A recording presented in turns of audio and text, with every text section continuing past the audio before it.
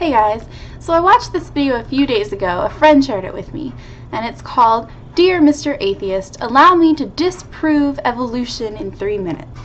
That's a pretty big claim, so let's go through this video and let's see if he really disproves evolution. Hey guys, Josh Feuerstein here. You know, the other day I had an atheist tell me that I was an idiot, moronic, and stupid for believing in God, that he created this world, because it took way too much faith to believe in a process like that, while he believed in what he called the science of evolution. Well, let's go ahead and let's do this. Dear Mr. Atheist, first of all, let me correct you. Because evolution is not a science, never has, and never will be. Why? Because it cannot fit within the parameters and parentheses of science for one simple reason. It was never observed. Okay, so he starts off by saying that evolution is not a science because it's never been observed.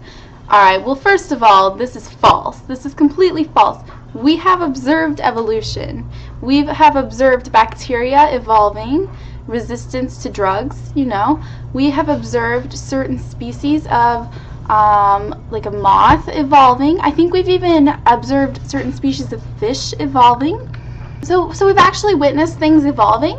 Generally, there are things that reproduce rather quickly, like bacteria, insects, maybe some fish. We haven't actually witnessed like humans evolving. But that doesn't mean that it's not happening. There are lots of things in science that we know to be true because of the evidence that we can't directly observe. We can't directly observe fusion in the cores of stars. But we know that it's happening because we have plenty of evidence for it. Same thing with evolution. Even if we're not observing it in species that take a longer time to reproduce because our lifespan is too short to see it, that doesn't mean that it's not happening. That's not how science works. I love how he thinks he's just gonna blow an entire scientific theory out of the water because he says that it's not science. Like, okay, scientists all agree that this is science. You know, all of modern day biology is based on evolution. And he's just gonna be able to say, like, well, it's not science because I said so. Me. That's why it's not science. That's why it's called the theory of evolution. One man's theory. That's why it's called the theory of evolution, because it's not science. That's why it's called the theory of gravity, because it's not science. Like, this guy clearly doesn't understand what a theory means in science. In science, a theory is something that explains a body of evidence, a body of facts. A scientific theory is something that has been repeatedly tested and never been proven wrong. You could prove evolution wrong just by finding one fossil in the wrong spot. You could prove evolution wrong a variety of different ways, but it's never been done. So here you sit trying to claim that something is not a scientific theory because it's a scientific theory. Like, do you hear yourself? Now, let me show you how much faith it really takes to believe in evolution. You want me to believe that in some accidental cosmic bang, that out of that was created one cell, and from that one cell that all life springs, every plant, every animal, every single human being, and that somewhere along the way, over years and years, we mysteriously and magically all develop different wills, and we all develop different characteristics and traits, all because we willed it in our... I mean, you really think that everything came from one single cell? How much faith does that take? Yeah, how much faith does that take to believe in mysterious and magical evolution? Mysterious and magical. Like, no, we know how evolution happens. We understand the mechanisms that drive evolution. It's not mysterious or magical. Your God is magical. You're the one that believes in magic.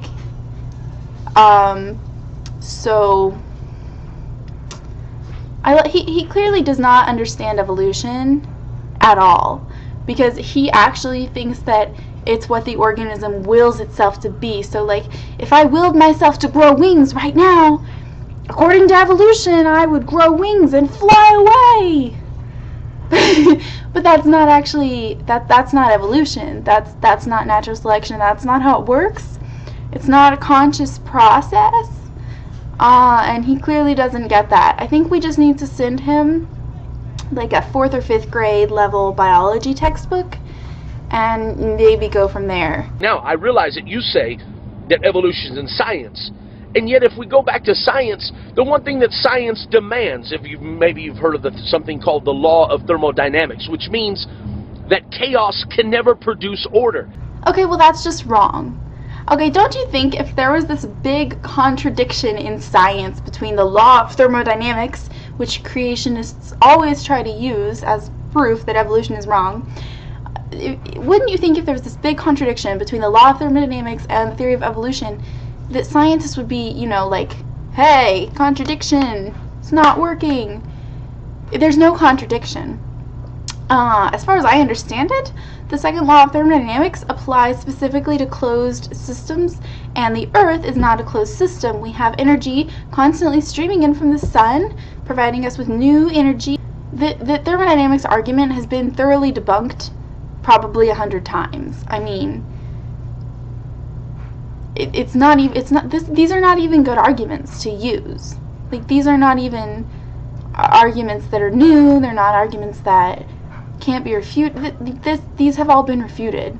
I don't understand why people are actually buying into this. Look at the world that we live in. The sun goes up, the moon comes out, we travel around the sun, we have years, we have days, we have seasons, the tide comes in and out, everything works like a clock. It has order. Okay, so we know, I got some news for him, and I guess he just doesn't know this, but we know why the Earth revolves around the sun. That has to do with gravity. We know why the seasons change. We know why the tides come in and go out. We have pretty good explanations for those things. I think a simple Google search could probably clear up those questions for you. Also, none of that is relevant to evolution at all. You see, you think it takes a lot of faith for me to believe in a God that created this world, a God that created order, and yet, what if I were to tell you that somewhere in Oklahoma, a tornado rolls through a junkyard full of a bunch of old cars, and somewhere on the other side of that tornado, out of that junk pile, it magically produces a perfectly red, shiny, working Lamborghini? You would tell me I was nuts. You would tell me that I had lost it. You would probably try to admit me into the psychiatric ward. Why? Because that is absolutely stupid. I mean, how much faith would it really take to believe something as idiotic as that? And yet that's exactly what science believes. Did he just compare evolution to a tornado? Because I'm pretty sure that's not how it works. We're back to the biology textbook thing here. You don't understand how it works. Science believes that in this accident came this perfectly working earth with human life and with people and animals and plants and seasons and days and hours and rotates. I mean, the atmosphere, everything in earth was created perfectly. And I'm telling you, that could never happen through an accident. The perfectly working earth and our perfectly working bodies with disease and famine and natural disasters and starving children and, half the earth we can't even inhabit, more than half the earth, 70% of the earth is covered in water. The majority of that water we cannot drink because it's salt water. Clearly it was created just for us. It had to be by intelligent design. So, dear Mr. Atheist, who really has to have a lot of faith today to believe in their theory? I want to throw out that I love how he's like, to believe in their theory. Like, he's trying to false equivalence here. It's a false equivalence fallacy. He's equating the theory of evolution with his theory of intelligent design, and he's trying to say that they're both like equal theories, except that one is an accepted scientific theory with a substantial body of evidence behind it, and one is just wishful thinking. I believe in God because I've experienced Him, I've felt Him, but most of all, while driving through Yellowstone and Montana and so many of these natural reserves this week and looking at animals and looking at life, I don't know, I just can't look at all of that creation and say that it was an accident. Well, that's an appeal to emotion. He's appealing to his own emotions. I can't look at everything and say that it was an accident. And well, no one's actually saying it was an accident. Natural selection isn't necessarily accidental. Their mutations stick around because they are beneficial to the species. They help them survive. I wouldn't necessarily call that an accident. But also just the whole emotional argument of like, well, I just can't believe that, and it just doesn't make sense to me. Well, okay, that's fine. The science is hard to understand, and maybe it doesn't make sense to everybody, but your inability to understand science is not an argument against it. And one final thought. Well, the word universe, you believe in a Big Bang, but when I look at the word universe, it means una, which is one, or singular. That's Latin, universe. Verse means a spoken statement. So universe is one single spoken statement. I dare you to read Genesis 1. And in the beginning, God said, let there be.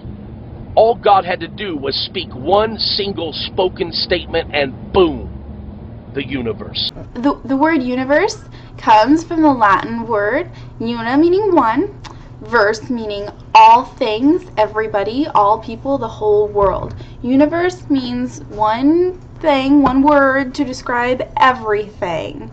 That's what universe means. It does not mean one single spoken statement. Even if it did mean one single spoken statement, that wouldn't make it true. The words that we give to things to assign meaning to things doesn't necessarily reflect, the word's history doesn't necessarily reflect like scientific fact. That's not how it works. But I love how he says it. He thinks he's so smart. The word universe means one single spoken statement. Read Genesis. he thinks he's like stumbled across this mind-blowing fact that's not even true. I don't even know where he got that. Probably off of a Creationist website. Guys, it's time for us to stand up, get loud, and get proud. Why do we let evolutionary, quote-unquote, science work its way into middle schools and preschools and colleges and universities around the world? That's nonsense. It takes too much faith to believe that junk. Yeah, why do we let that science in our schools? We should only be teaching the Bible. We should not be letting that there science in our school classrooms. Why do we teach that the earth is round? The Bible clearly says that the earth is flat, and I think we need to teach what God wants us to teach. Why do we teach that the earth revolves around the sun? I think it looks like the sun revolves around the earth. Why do we not teach geocentrism in schools? We need to teach the controversy. My accent was probably horrible there. But anyway, yeah, this guy's really, really stupid. Why do we teach science in schools? Why do we teach accepted scientific theories in science classrooms? Why would we do that? That's insane. We need to stand up to that there scientist community, and we need to tell them that they need to read the Bible. Why do science when you can just read the Bible? Alright guys, that's all I've got from this guy. I'll include a link to the original video down below, and you guys can let me know what you think. If I missed anything, let me know, and we can talk about it. I just felt like I had to make like a video response to this guy because it was such a level of not understanding basic science, and like it floors me that so many people agree with this and liked it and shared it. And